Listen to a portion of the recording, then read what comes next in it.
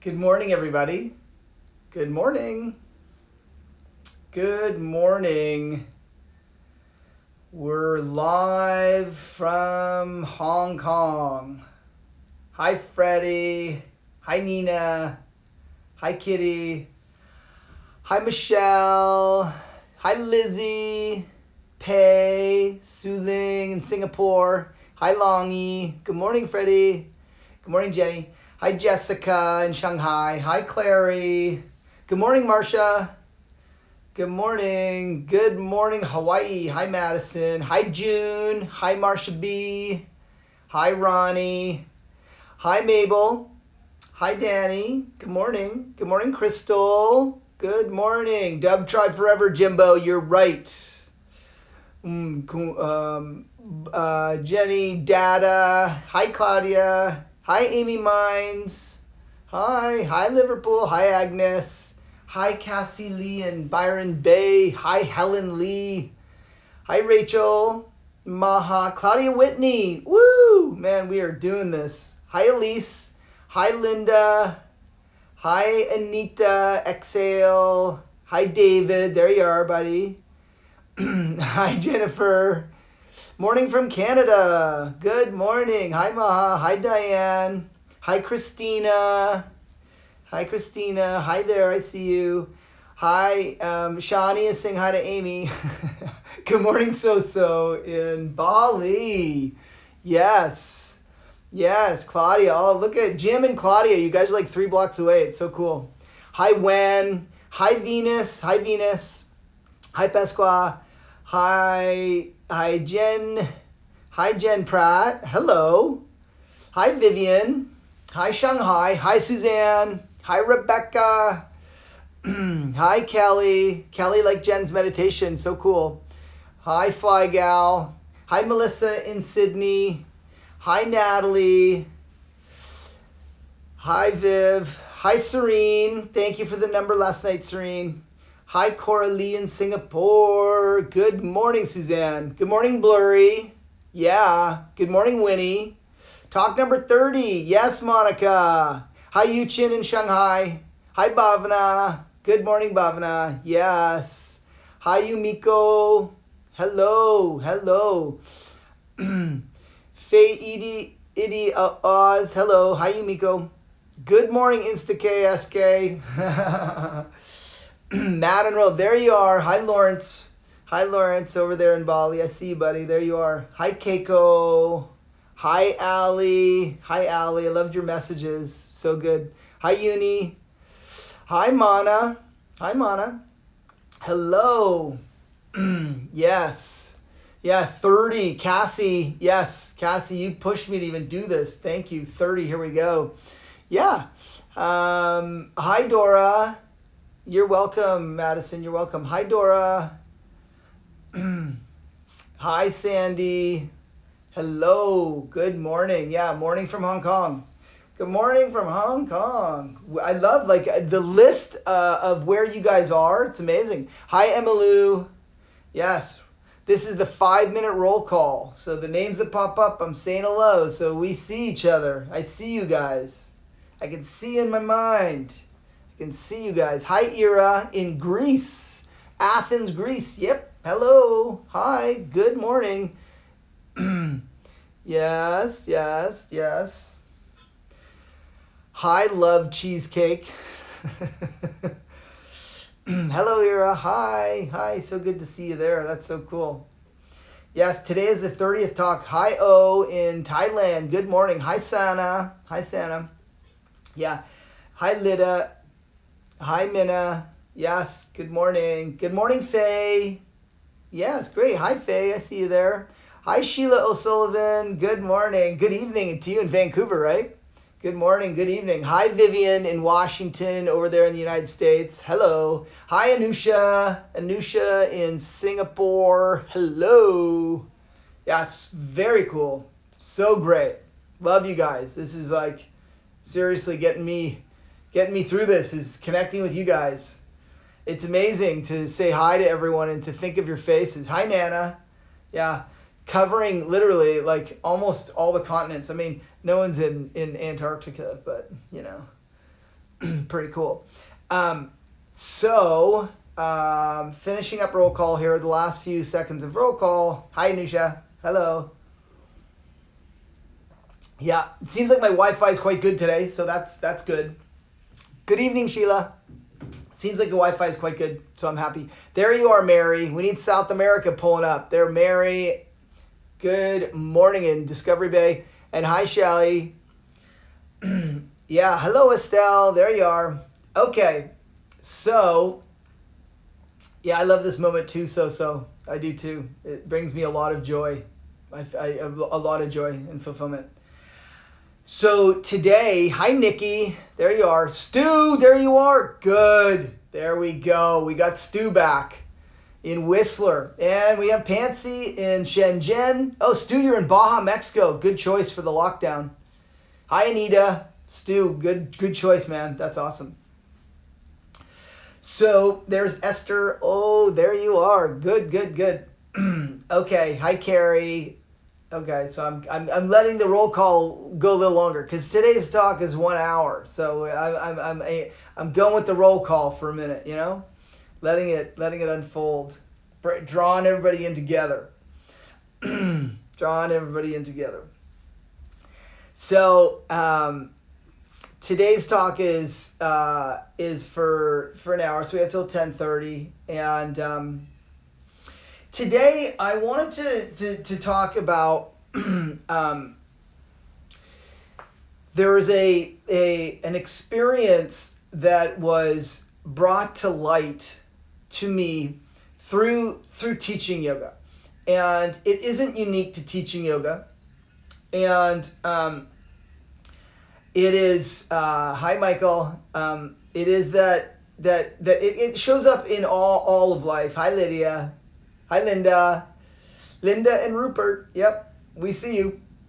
It's not unique to yoga teaching. You guys will be able to identify. Many of you are yoga teachers also.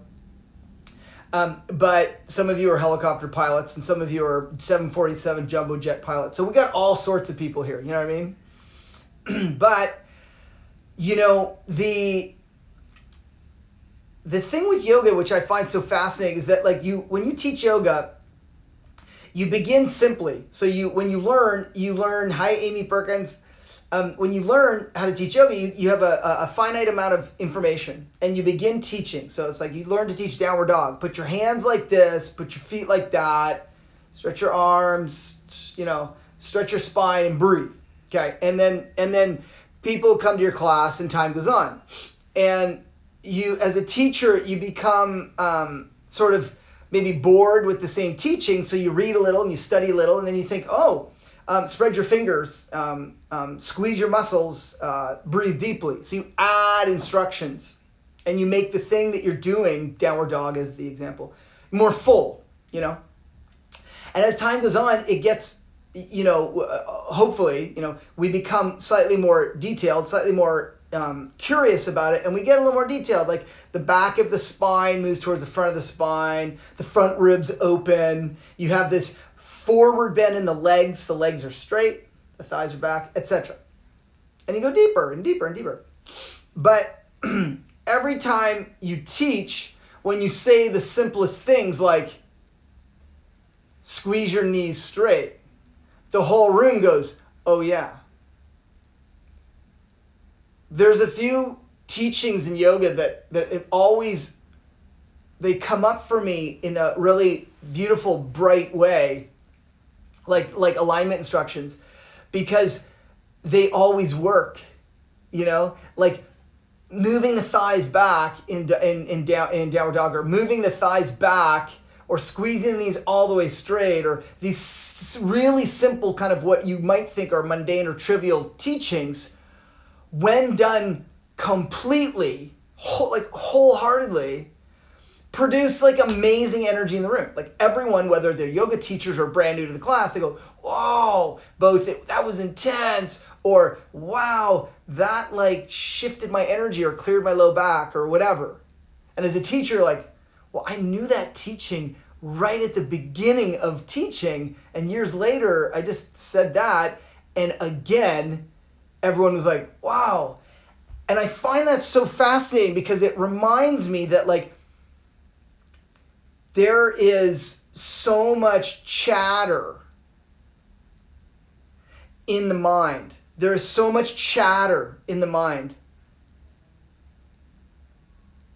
that like you could have the most brilliant person in your yoga class and you go, firm your thighs back completely.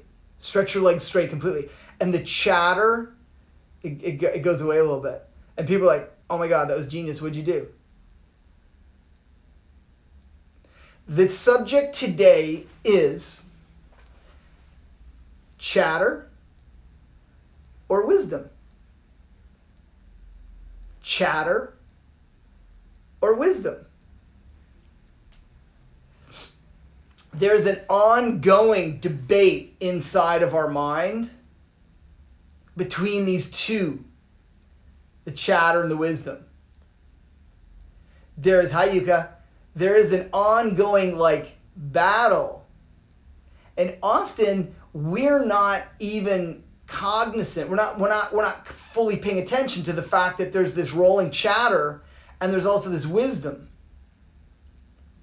And that they're having an arm wrestle. They're having a battle. And I suppose depending on which one has a more resilient nature in the given moment or given circumstance, one will win out. As a teacher, there's a constant stream of thinking going on as you're attempting to consider what to teach or what to say. So during a class, as you're teaching, you're seeing a lot of bodies, and so there's a lot of potential teachings you could give. Do that, do that, do that, do that, do that. But also, there's a running commentary of like, oh, that's boring. I should say something interesting. Or like, there's this chatter, and then there's this wisdom. Anything that can be done, flying a helicopter, designing, like like interior design, designing homes, Jen baking beautiful cookies, Jim designing fabrics, creating fabrics, like anything that can be done. Lawrence writing spoken word poetry. Anything that can be done better or worse. That's a fact. It can be, if anything can be done, it can be done at varying degrees of, mediocrity or really good. And one of the determining factors of whether that which is being done better or worse is which one we participate with, the chatter or the wisdom.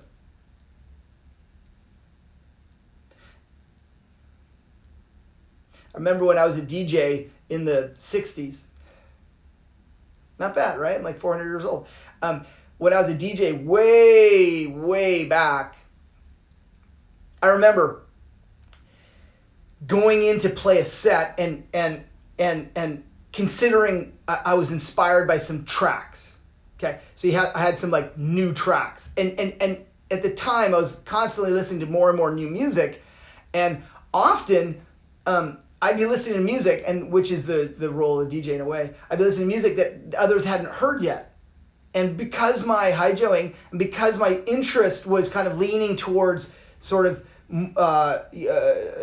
different genres, I would be in record shops during the week listening to a track, and he'd be like,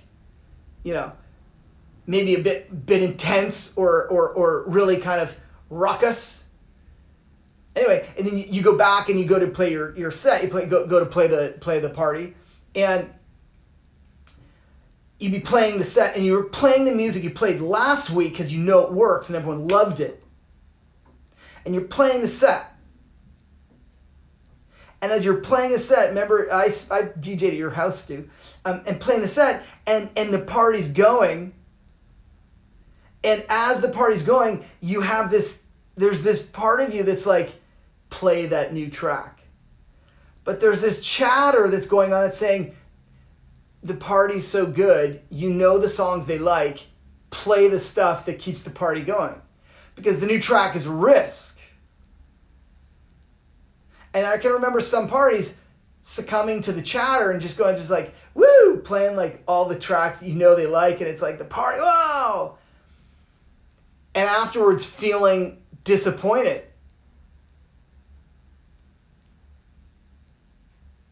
And feeling disappointed because like there was some wisdom in me that was like punching through saying, that was a crazy party. That punching through that was saying, play that track because that track, you love that track. And you don't know if they love it. But that's not really what's important right now. Then the parties where I would pull it out, I'd put it down, I'd play it, and some of the crowd would be like, what the hell is this? And you'd have to live with that result. You have to live with that. You have to live with disappointing the dance floor or whatever. You have to live with the disappointment of the world. Now, this may seem sort of off track. Like, what do you mean? What is this? But chatter and wisdom are often playing off each other, and where they show up is in really important decisions. And when you're playing your art, when you're living your life, there are key moments where wisdom is there. It's there. It says, do this. And there's chatter going, nah, don't do that. And we have to be, we have to be sensitive and listen, because the question is like, wisdom leads us down the path that is true for us. And the chatter often leads us down the path that is true for them. The chatter's not completely wrong information, but the chatter in our mind is that narrative, that storyline, that conversation that is actually telling us to do the thing for them. But wisdom is this, it's a deeper message, and it is often the one that has initial suffering. Yeah, man, listening to your soul, Stu, you're right. Like, I think that this is the message of wisdom in these two conversations. Wisdom is that message coming from our soul, coming from our deeper self. And the chatter is actually often coming from the superficial self, the gut. People say, go with your gut. But sometimes the gut is like super anxious. And you're like, I don't want to disappoint. Between chatter and wisdom. The chatter, it's interesting because I find Fatboy Slim is a famous DJ. He's become pretty washed up. Like, I saw something online with him lately, and I hate to say it, but like, the guy's a hero back in the day, but now it's like, he's still playing stuff that, like, he's still a bit stuck in his old crate, we could say. But Fatboy Slim at the time, people, if you do your homework, like back mid-90s, Fatboy Slim was killing it. Mid-90s, late 90s, like there's a few albums of his that now it might sound a little dated, it's a little fast, a little loud, but at the time, his album, like Better Living Through Chemistry or whatever, it was like, you would come on and you'd be like, what even is this? There's a song, Give the Poor Man a Break. It was like, just like, holy, and watching him DJ, he was an animal. He would like have the records over his head. He was Animal from The Muppet Show. He was Animal from The Muppet Show as a DJ. He was like, woo, crazy man. He came out with an album, and on the cover, when he was at the peak of his success, he came out with an album, and on the cover was this kid wearing a t-shirt. The t-shirt, and the kid was like out of shape. He looked quite frumpy. he looked quite frumpy, and on the t-shirt it said, "I'm number one, so why try harder?" I'm number one, so why try harder? It was a really funny image, because the kid was clearly not number one in many things. It was a classic picture of some frumpy kid. But more, the message behind it is quite powerful, because we are often, our chatter will say that. Our chatter will say, like, why try harder? Why try harder? Like, someone is better than us in every way. Probably someone is better at the way we cook, or the way we sing, or the way we teach, or the way we practice, the way we fly, the way we whatever. There's someone better. And if you get stuck on those others, you kind of feed into their goals. And so listening to wisdom and following wisdom is a muscle you have to work out. To listen to they're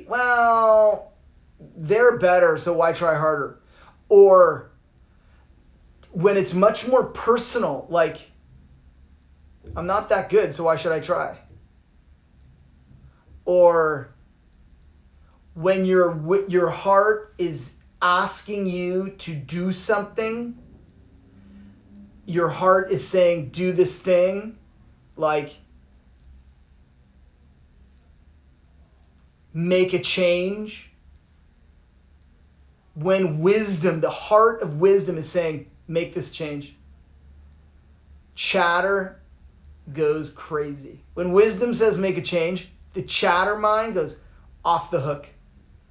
It tells you, no. This job is so secure. It's so safe. Don't leave this job that you hate. Or no. Don't leave this position you're in, or don't leave this circumstance that you're in. Don't change this circumstance, because other people will be upset. Other people will, there'll be fallout. When the wisdom in our hearts, the light of our wisdom sparks and says, say what you need to say. And then the chatter mind goes, no. You don't have to say it. You don't have to say it. And then the muscle of the wisdom heart backs up.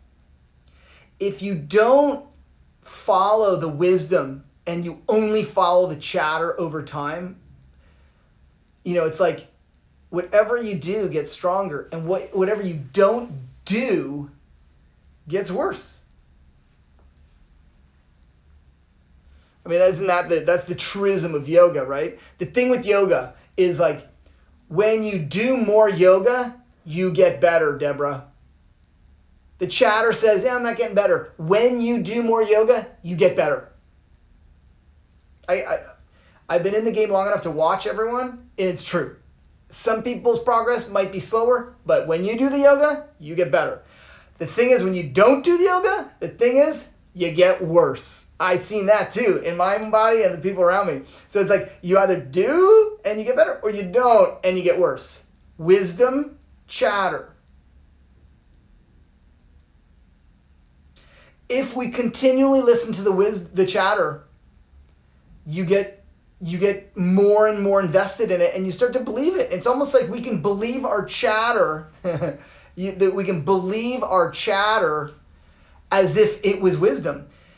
Look, Instagram, social media, the internet, all this, it creates chatter. It doesn't create wisdom. Okay, like, we're on Instagram right now, and it's very helpful to keep us connected. But the chatter mind goes crazy on the internet.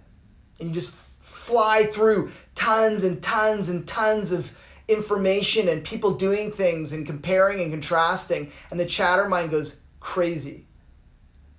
And it basically obstructs the wisdom heart to come out.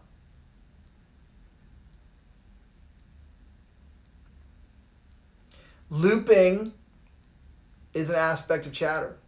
Looping. The looping.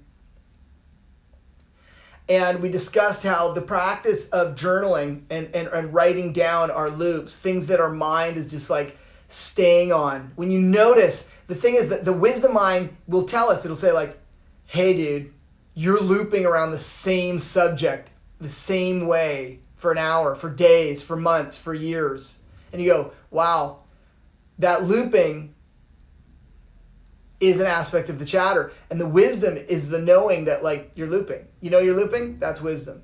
The looping itself, that's chatter. So we discussed how a practice of writing down when you get caught in a loop, write down all this chatter, write it out, and write it out with as much detail as you can and see, is there wisdom in this? Like, can I go deeper on this topic? Maybe you can't. You got to push yourself and it's uncomfortable.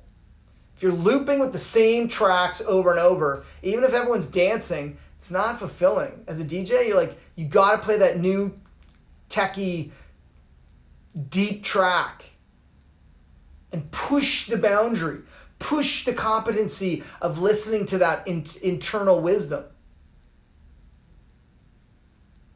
We get stuck in the same tracks over and over, and they're good tracks, but they're not the right tracks anymore. I mean, they're good enough. You can just kind of keep going. I mean, like, why try harder, right? Why try harder? Just keep going. But this is the whole thing. The path, I mean, God, yoga or life or whatever, it's like the variables coming at us and coming from within us are infinite. The variables from in and out, they're infinite. So if something can be done, it can be done better or worse.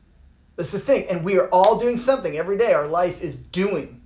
So then you ask yourself, am I doing life better or worse? You know, am I DJing better or worse?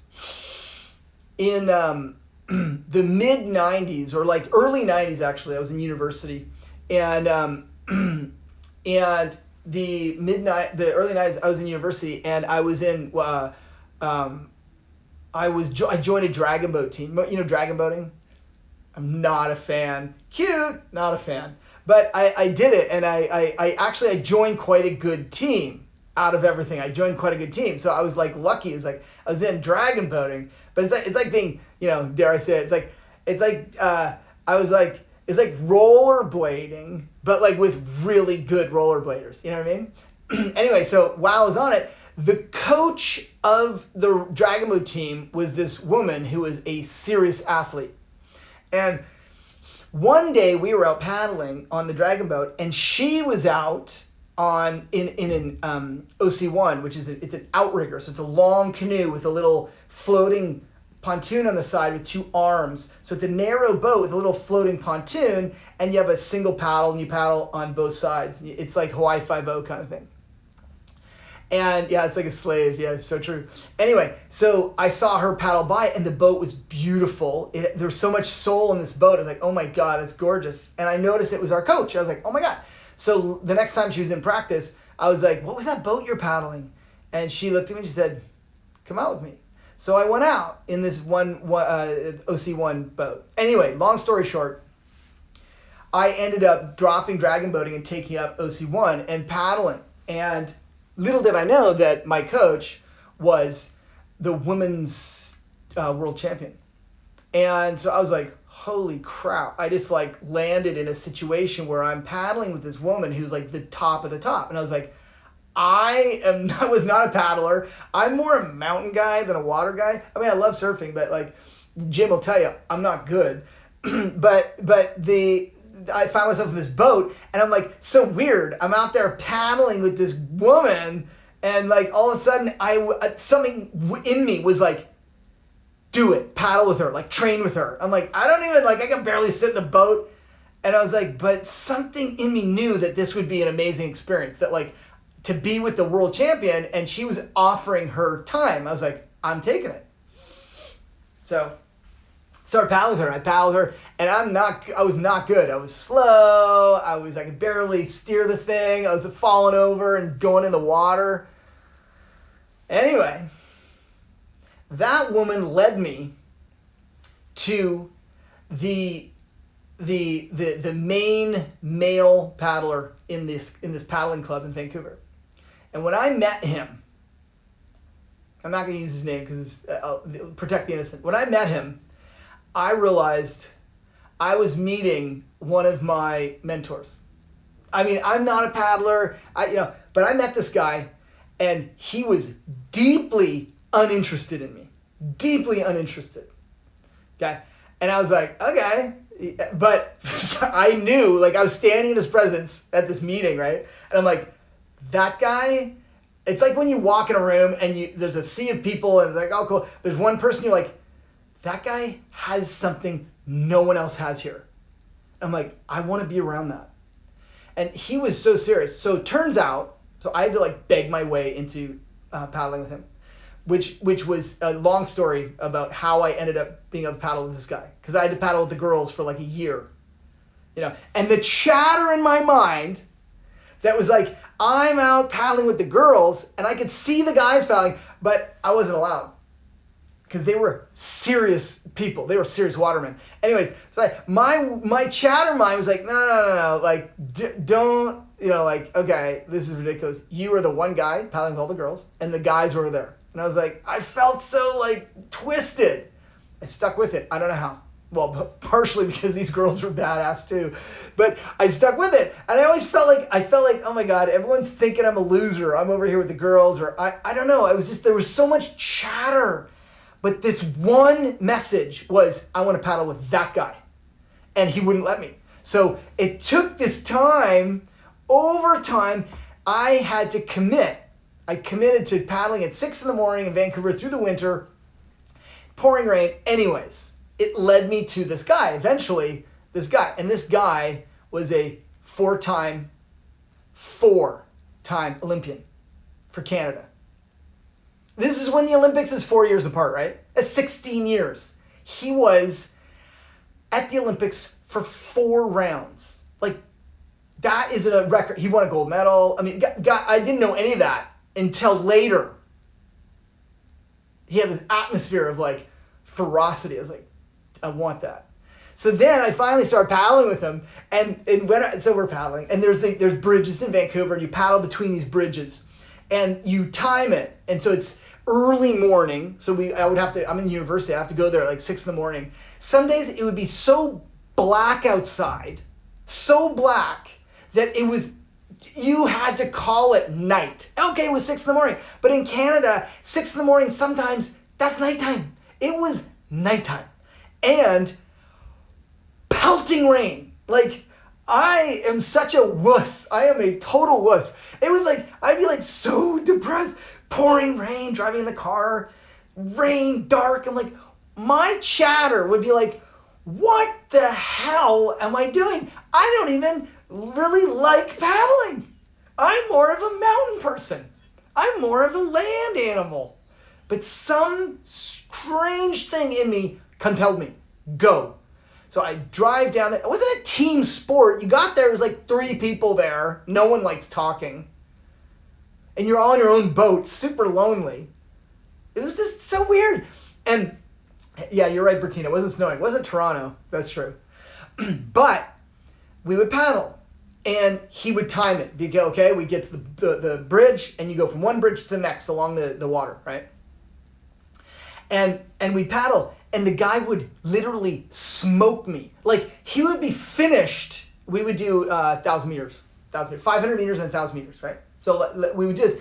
And he would smoke me. It was me. Actually, there's 3 of us. There wasn't 3 of them. There's 3 in total. He would smoke me. I would be halfway through this paddling race. Halfway through. And I would be why am I even trying? I'd be going as fast as I can, and he would be done. And my mind would be why bother? Literally, why bother? And I would have to not listen to that chatter. basically I was like, well, if I quit now, I would be even more ashamed than when I paddle across at full effort and he sees how awful I am. Like, the chatter was so intense. It was like, just give up. I didn't listen to that chatter. But then the other chatter was, you are so bad that showing him that you're trying your best is almost worse because you're still so bad. So the layers of chatter are incredible. He had this technique. So he coached me for a while, like loosely. I wouldn't say he was my coach, but loosely. He would like throw me some bones. He'd be like, okay, we had this technique, right? Elbow, shoulder, through the hips. You had to like use your back, and he helped me. Like I got way faster. But and he would say, so you gotta go, you gotta find a rhythm, whatever. Go. And he's like, but you have to decide. I remember this so clear. He's like, you have to decide at one moment when to drop everything and go. He coined it. He said it, and go. And he said it like so casually, madman. You have to decide when to let go and go madman. And I'm like, what? And he's like, and I was like trying to be calm. So I didn't catch that. What was that? Drop everything and go madman. So he's a gold medal Olympian, right? So what he meant was you have to determine at what stage of the race you drop everything and you go madman. And what madman was like all out. Like all out. Like at the end of each turn of these training rounds and races, and we went to a huge race together, he at the end would keel over on his boat, and guess what he'd do? He'd puke. He'd be puking. I'd get over the line much later, but I'd see him, and he'd be like, ugh! That was the result of madman. Go madman. And I was like, what does that even mean? He's like, well, your mind is thinking about the technique, and your mind is thinking about like, oh, he's so much faster, oh, this and this and this. He's like, when you go madman, that's when it all goes away. There's no thinking. It's like you have to be so ingrained in the technique. You have to be so trained that you don't need to think technique, and you go basically blind. So it would be like the last 25 seconds of the race or whatever, because you can't go for very long at madman, right? Because you're exhausted. At the end, his muscles seize and he barfs and he gets a gold medal. It's like, whoa. And these moments remind me, I think back to them like, wow, like if we're not careful, we so easily reverse percolate. We go down, and we think, why try harder? That's a week at Burning Man, yeah. I'm keeping Burning Man stories off this, but yeah, we could, because it would be endless. But if we're not careful, we percolate downward, and we think like the cover of Fatboy Slim, why try harder? It's tricky. Like I find the chatter and the wisdom, they live together. The chatter and the wisdom live together. They're inside us. And the chatter shows up all the time. And I think that the wisdom shows up all the time too. But as adults, we've been trained to listen to the chatter so much. One of the reasons why we listen to the chatter so much is the fear of being wrong. The fear of being wrong is such a deep, I want to say illness or conflict. The fear of being wrong.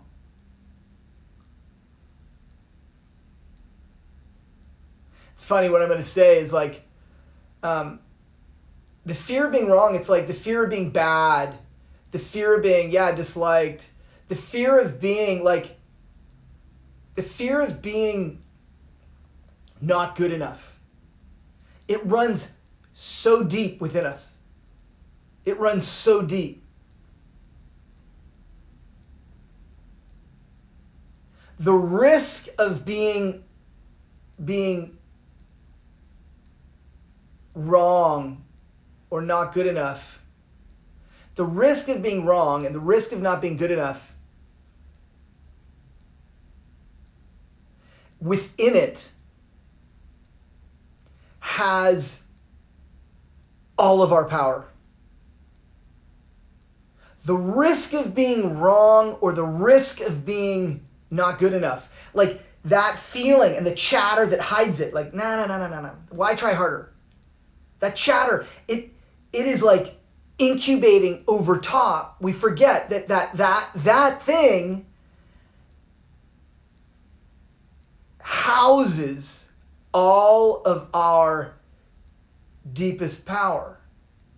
I mean, it sounds cliche, and I'm not going all Tony Robbins on us. I'm not.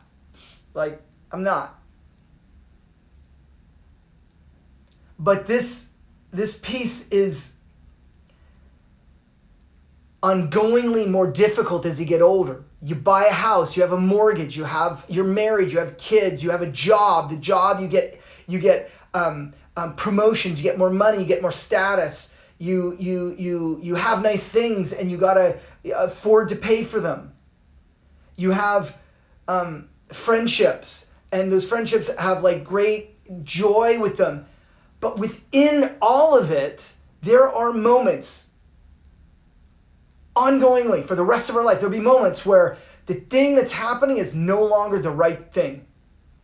Where you are is no longer the right place. The way the conversation at the dinner table is going is no longer in line with your values or whatever. And the way we exercise the muscle of our wisdom is to act on it in that exact moment. The chatter says, do it later. The chatter says, no, do it later. It's pouring rain, it's black outside. Don't go to practice today. You're not even a paddler. I mean, he's an Olympian. Who are you? He doesn't care if you show up. You're like, whatever, dude, just sleep in. Go the next day. It's not like you're going to the Olympics. Why try harder? The lessons I learned being on the water with that guy and the women coaches too. I mean, I'm not a paddler. I never became one. I went to some serious races though. You know what's the crazy part? Is I ended up going, get this, I paddled in the World Championships. It was in New Caledonia, the French colony, New Caledonia in the South Pacific. I didn't even know where it was. I went to the World Championships because my coaches were world champions and they trained me, and somehow I made it and I went, and then I got slaughtered. I got slaughtered. It was like the best. It was like the best experience of like showing up and just being like, I wasn't dead last. I crushed those American guys from where were they from? They were from Guam. I killed them. I remember looking back, thank God, in the finals, they were behind me. Anyway,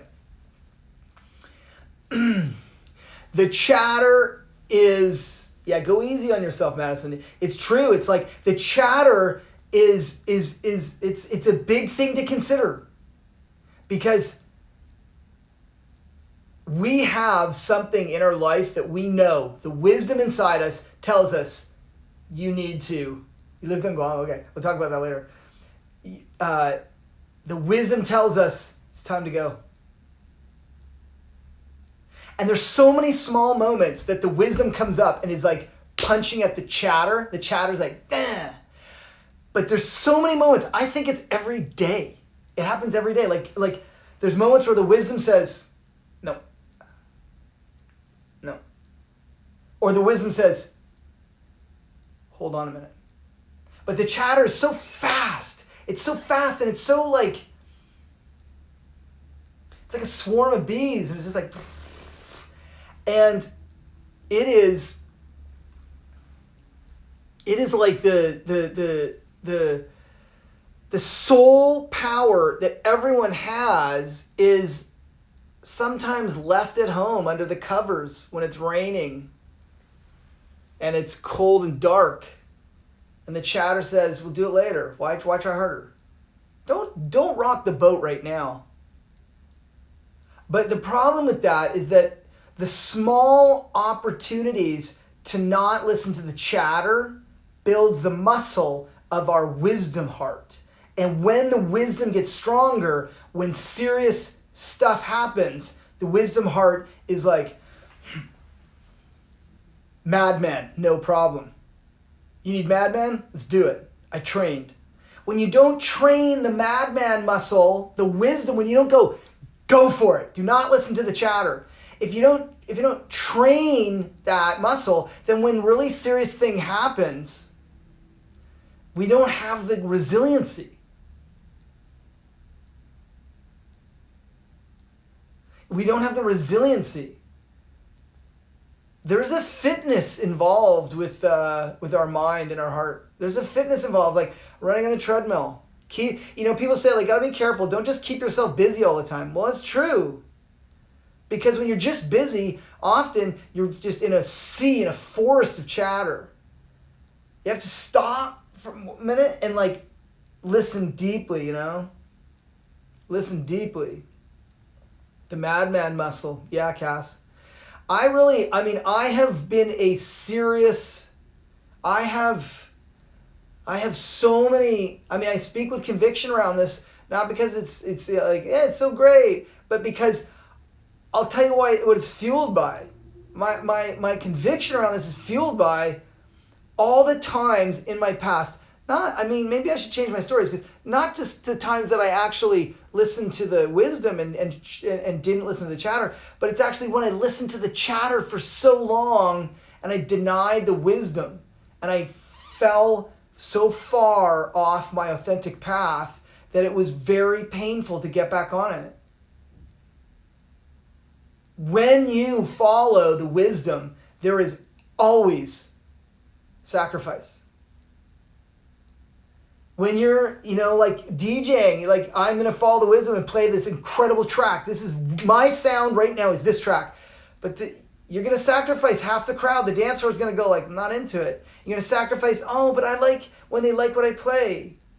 You sacrifice it. When you argue at a dinner table because someone is saying some stuff and you're like, that's BS. When you sacrifice the pleasantries that the chatter builds, you are moving deeper into your wisdom, into your authenticity.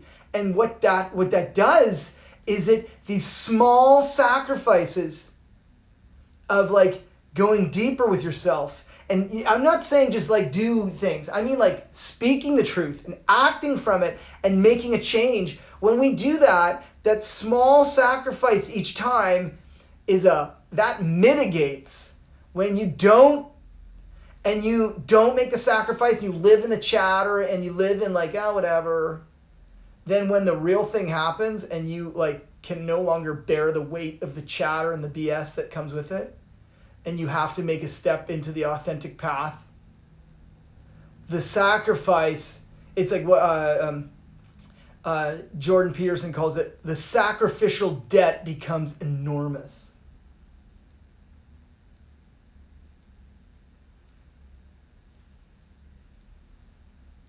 The sacrificial debt becomes so big. That's why, like, when people, what a weird example, but like when people murder someone or people rob a bank, have you ever met a bank robber? I met a couple of bank robbers in Greece in 1992. And as an example, they were talking about it.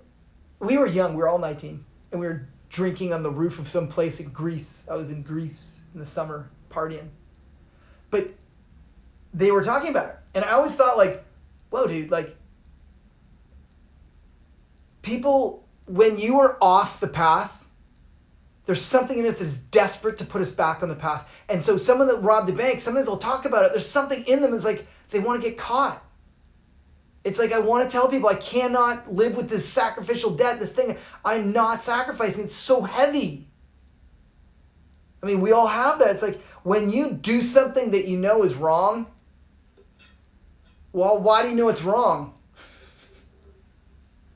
When you do something that you know is not true for you, how do you know it's not true for you? Because there is this thing inside us. There is this incredible wheel of wisdom that is like sometimes been left unattended, like we're not paying attention, like, oh my God. It's like a Lamborghini Miura from the 70s in your grandfather's garage, covered in like old newspapers and covered in old books, like it's used as storage. Like, I love the Miura. It's a beautiful car. But it's like there is something of such value inside our heart, this wisdom that says, do it. Get out of bed, go down to Granville Island, get the boat out, put it in the water, and wait. And be there before him. He'll leave. He doesn't care. And paddle like till you're sick. Like, paddle till you're sick. And we don't need to only use physical examples, like read the book. You know that reading that book is going to help you. Give yourself a chance to settle into the wisdom. Don't just follow the chatter. There's no arrival. We don't just arrive, got the perfect job, got the perfect relationship, got the perfect house, got the perfect place I live. There's no arrival. It is an unending process. I'm at my age now, 400. I'm only just catching on to the fact that like this game keeps going. That as soon as we go, okay, why try harder? We're good. The muscle of our authentic wisdom is put aside. Authenticity is the whole path of life. You know, the Kurt Cobain Sutra. Better to be hated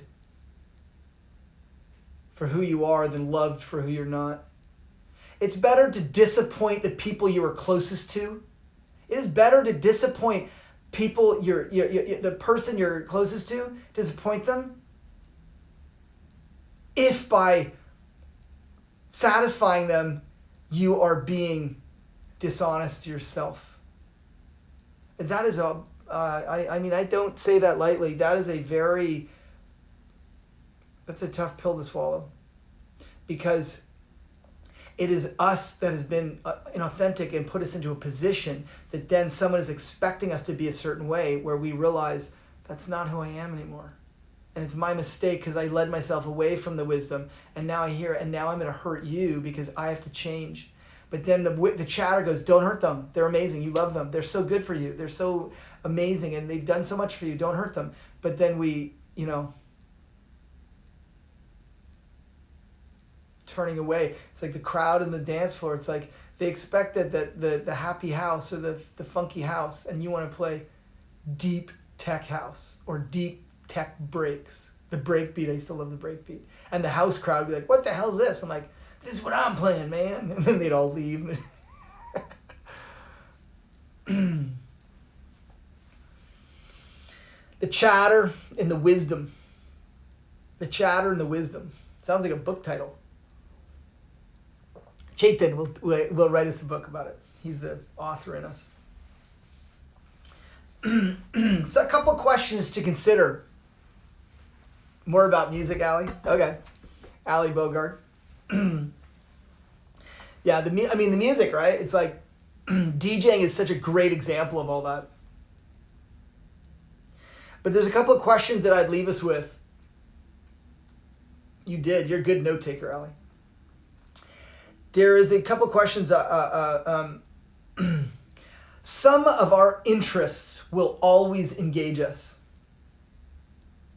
And some will never engage us. And the chatter leads us towards things that will not always engage us. Wisdom helps lead us towards the things that we are attracted to for the long term. And we have to learn how to listen to those. Being invested in things long term is very helpful.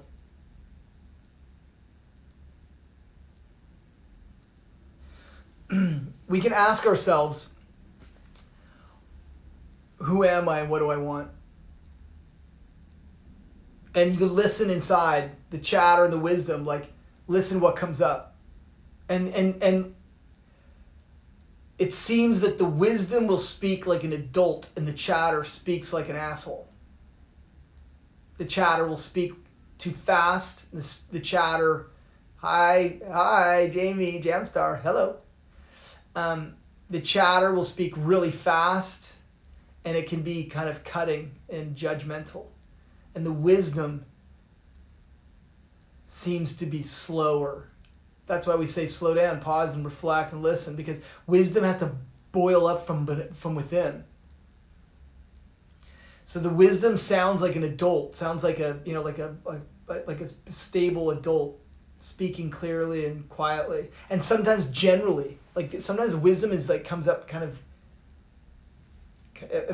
Initially, it's more general, but we listen and it directs. It's that way.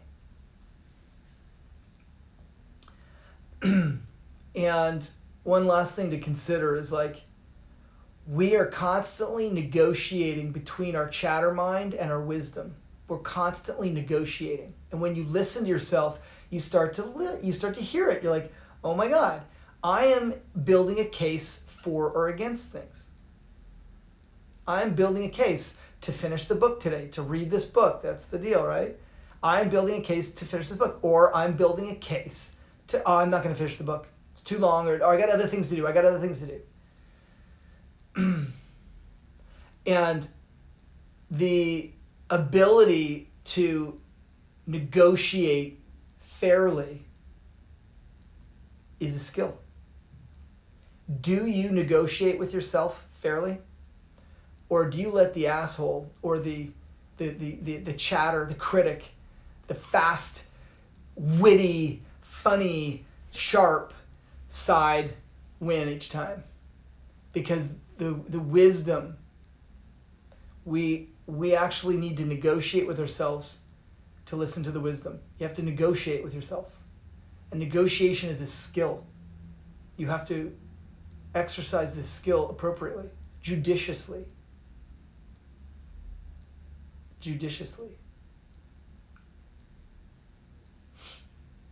So, Anisha, thank you. I love that story too. One of the things that I talked about some days ago, well, now we're on day 30, is how direction is more important than speed. And the chatter mind is super fast. And the wisdom is a slower, glowing light. So direction is better than speed. It's more important than speed. But we need speed eventually. So speed, like Madman, can be valuable. Madman, when you go put your head down, once you know you're going the right way, put your head down and go. You know? And you might barf. Okay, this talk is over. That's Kailash, Western Tibet, the axis of the universe. That's Muhammad Ali, greatest of all time. Let's negotiate fairly with ourselves, and let's notice the difference between the chatter and the wisdom. Let's take a tiny step in the wisdom direction today. A tiny step. Okay, so I am going to close this video, and I send you guys all my love. Tomorrow's the first day that I am not doing a video. I'm sleeping in. I'm offline. I start again Monday at 9:30. Okay, bye guys.